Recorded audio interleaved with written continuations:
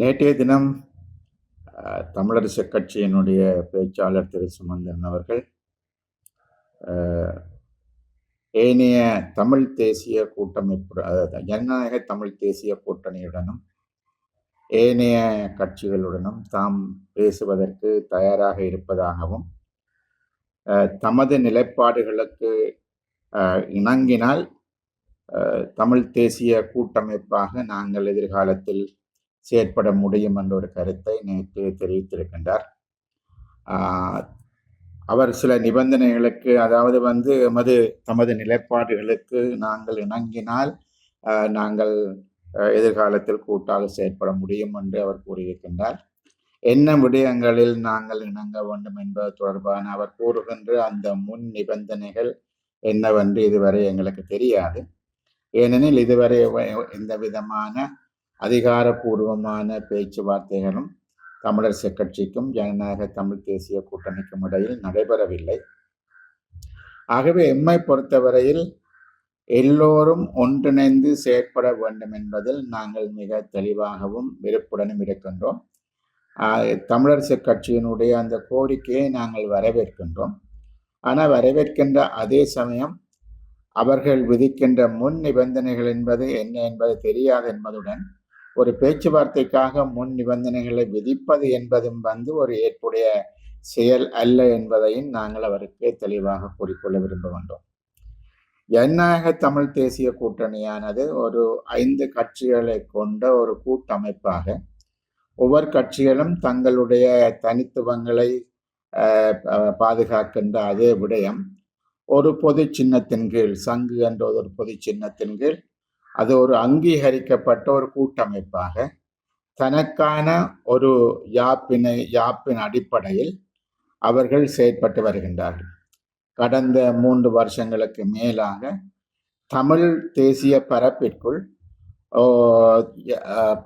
தேர்தல் ஆணையத்தால் அங்கீகரிக்கப்பட்ட ஒரு கூட்டமைப்பாக நாங்கள் இயங்கி வருகின்றோம்.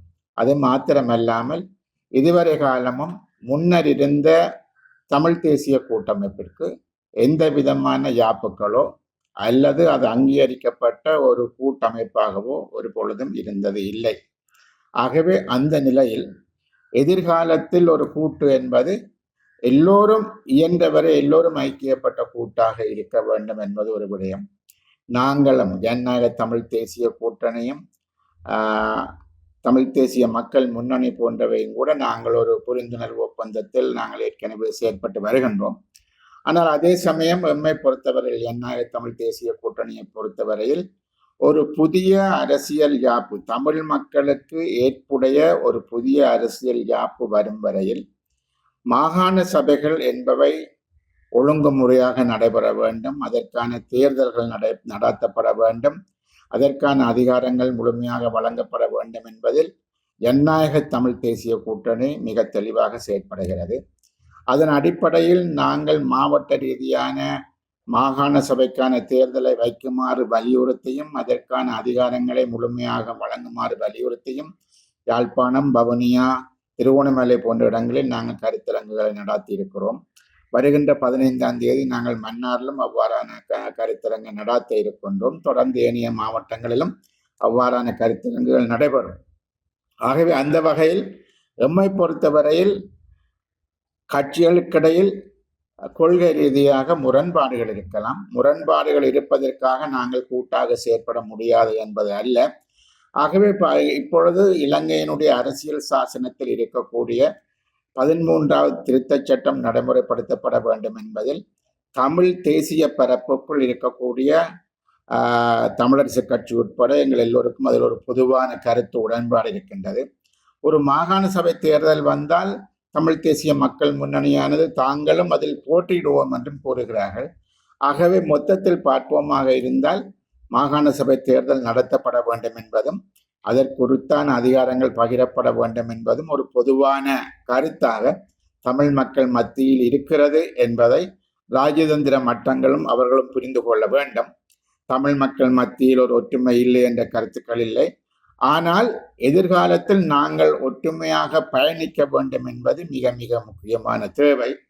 அந்த தேவையை பூர்த்தி செய்வதாக இருந்தால் நாங்கள் எல்லோரும் ஒரு ஒரு ஒரு ஸ்ட்ரக்சர், ஒரு வடிவத்திற்குள் நாங்கள் வர வேண்டும். அந்த வடிவம் என்பது ஒரு ஒழுங்கமைக்கப்பட்ட ரீதியாக ஒரு கூட்டாக நாங்கள் இயங்குவதாக இருந்தால் அதற்கான ஒரு ஒரு யாப் ஒன்றை இயற்றி அந்த யாப்பின் அடிப்படையில் அந்த கூட்டு எப்படி இயங்குவது, அந்த கூட்டு எப்படி ஃபங்க்ஷன் பண்ணுவது போன்ற விடயங்களை தீர்மானித்து கொண்டு, அதே போல பல்வேறுபட்ட கட்சிகள் நாங்கள் ஒன்றாக இணைந்து முன்னேற வேண்டி இருப்பதால் எல்லா கட்சிகளினுடைய தனித்துவங்களையும் நாங்கள் ஏற்றுக்கொண்டு ஒரு பொதுவான சின்னத்திற்குள் ஒரு பொதுவான ஒரு கான்ஸ்டிடியூஷன், ஒரு யாப்பின் அடிப்படையில் நாங்கள் இயங்க வேண்டும் என்பது ஒரு முக்கியமான விடயமாக இருக்கிறது. ஆகவே எம்மை பொறுத்தவரையில் நாங்கள் வலியுறுத்துகின்ற விஷயம் என்னவென்றால் ஒற்றுமை என்பது மிக மிக அவசியம். நாங்கள் மிக நீண்ட காலமாக நாங்கள் அதனை வலியுறுத்தி வருகிறோம். அதன் அடிப்படையில் தான் நாங்கள் 5 கட்சிகள் கூட்டாக இருக்கின்றோம். தமிழரசு கட்சியை பொறுத்தவரையில் நாங்கள் முதன்மையான கட்சி அல்லது தலைமைத்துவமான கட்சி அல்லது பெரிய கட்சி என்று ஏதோ ஒரு விதமாக அவர்கள் தங்களை அழைப்பதாக இருந்தாலும் அந்த பெரிய கட்சி முதன்மையான கட்சி என்று அவர்கள் கருதுகிற பட்சத்தில் அந்த அடிப்படையில் எல்லோரையும் அரவணைத்து செல்கின்ற, எல்லோரது தனித்துவங்களையும் மதித்து செயற்படுகிற ஒரு ஒருமித்த ஒரு கூட்டாக செயற்படக்கூடிய வடிவிலான ஒரு விடயங்களை முன்னகர்த்தி செல்வதாக அது இருக்க வேண்டும். ஏற்கனவே கடந்த காலத்தில் 2002ஆம் ஆண்டிலிருந்து நாங்கள் இந்த தமிழ் தேசிய கூட்டமைப்பு ஒரு விதமான வடிவங்களும் இல்லாமல் தான் இருந்து வந்தது. இப்பொழுது தமிழரசு கட்சிக்குள் தலைமைத்துவத்தில் இருக்கக்கூடிய திரு சுமந்திரனோ அல்லது வேறு யாருமோ அந்த காலகட்டத்தில் அவர்கள் அரசியலுக்குள் இருக்கவில்லை. 2010ஆம் ஆண்டுக்கு பிற்பாடுதான் அவர்கள் அரசியலுக்குள் வந்தார்கள். ஆகவே அவர்கள் ஒரு விஷயத்தை வழங்கிக் கொள்ள வேண்டும். ஏனைய கட்சிகள், அது டெலோவாக இருக்கலாம், புலோட்டாக இருக்கலாம், இபிஆர்ஆக இருக்கலாம், ஜனநாயக போராளிகளாக இருக்கலாம், வேறு கட்சிகளாக இருக்கலாம், எல்லோரும் தமிழ் மக்களினுடைய விடுதலைக்காக போராடியவர்கள், அதற்காக களங்கண்டவர்கள், அதற்காக தமது இன்னுயிரை ஈந்தவர்கள். அந்த வகையில் நிச்சயமாக அவர்களுக்கு என்று சொன்ன வரலாறுகளும் இருக்கின்றது. இவை எல்லாவற்றையும் கருத்தில் எடுத்துக்கொண்டு நாங்கள் ஒரு இணக்கப்பாட்டுடன் ஒற்றுமையாக செயற்பட்டு முன்னேற வேண்டும். ஆகவே நாங்கள் முதன்மை கட்சியாக என்று இருக்கக்கூடியவர்கள் எல்லா விடயத்திலும் இப்படியான விடயங்களையும் கருத்தில் எடுத்து செய்வதிலும் அவர்கள் முதன்மையான பாத்திரத்தை வகிக்க வேண்டும் என்று நாங்கள் எதிர்பார்க்கின்றோம். ஆகவே எம்மை பொறுத்தவரையில் நாங்கள் கூட்டாக பயணிப்பதற்கு நாங்கள் எதிரானவர்கள் அல்ல. அதை நாங்கள் மிக மிக வரவேற்கிறோம். ஆனால் அதே சமயம் ஏற்கனவே நான் கூறியது போன்று எமது நிலைப்பாடுகளுக்கு இணங்கினால் தமிழ் தேசிய கூட்டமைப்பாக செயற்படலாம் என்று கூறுவது என்ன நிலைப்பாடுகளுக்கு இணங்கினால் என்பது இதுவரை எங்களுக்கு தெரியாது. அது சம்பந்தமான பேச்சுக்கள் இடம்பெறவில்லை. ஆகவே நாங்கள் நம்புகின்றோம் அவ்வாறான பேச்சுவார்த்தைகள் ஒரு முழுமையான பேச்சுவார்த்தை எல்லா தரப்புடனும் நாங்கள் பேசுவதற்கு தயாராக இருக்கிறோம். அது தமிழரசு கட்சியாக இருக்கலாம் அல்லது தமிழ் தேசிய மக்கள் முன்னணியாக இருக்கலாம். எல்லோரும் ஒன்றிணைந்து பயணிப்பது என்பது நிச்சயமாக காலத்தினுடைய தேவை என்பது மாத்திரமல்ல, வருகின்ற காலத்தில் மாகாண சபை தேர்தல் நடக்குமா நடக்காதா, இலங்கை அரசாங்கம் என்ன செய்ய இருக்கிறது, மிக இறுதியாக மாகாண சபைகள் அமைச்சர் அவருடைய கூற்றின்படி பார்க்கின்ற பொழுது கூட அடுத்த வருடம் கூட இந்த தேர்தல் நடக்குமா என்ற கேள்வி இருக்கிறது. ஏனென்றால் எல்லைகள் வகுக்கப்பட்டதன் பின்பு டீலிமிட்டேஷன் கமிஷன் நியமிக்கப்பட்டு எல்லைகள் என்பது வரையறை செய்யப்பட்டதுக்கு பிற்பாடுதான் தேர்தல் வைப்போம் என்ற ஒரு விடயத்தை மீண்டும் மீண்டும் இப்பொழுது சொல்ல ஆரம்பித்திருக்கிறார்கள். அவ்வாறுதான் அவர்கள் செயற்படுவார்களாக இருந்தால் அடுத்த வருஷமும் தேர்தல் நடக்குமா என்ற ஒரு கேள்வி இருக்கிறது. எம்மை பொறுத்தவரையில் வடக்கு கிழக்குக்கான தேர்தல் என்பது உடனடியாக நடத்தப்பட வேண்டும். இங்கு இருக்கக்கூடிய ஆளுநர் ஆட்சிகள் என்பது மாற்றப்பட வேண்டும். அரசாங்கம் தான் விரும்பியவாறு இந்த பிரதேசங்களில் செயற்படுவது என்பது நிறுத்தப்பட வேண்டும். ஆகவே மக்களால் தெரிவு செய்யப்பட்ட அந்த மாகாண ஆட்சி முறை என்பது உடனடியாக செயற்பாட்டுக்கு வர வேண்டும். தேர்தல்கள் நடத்தப்பட வேண்டும் என்பது எமது கோரிக்கை.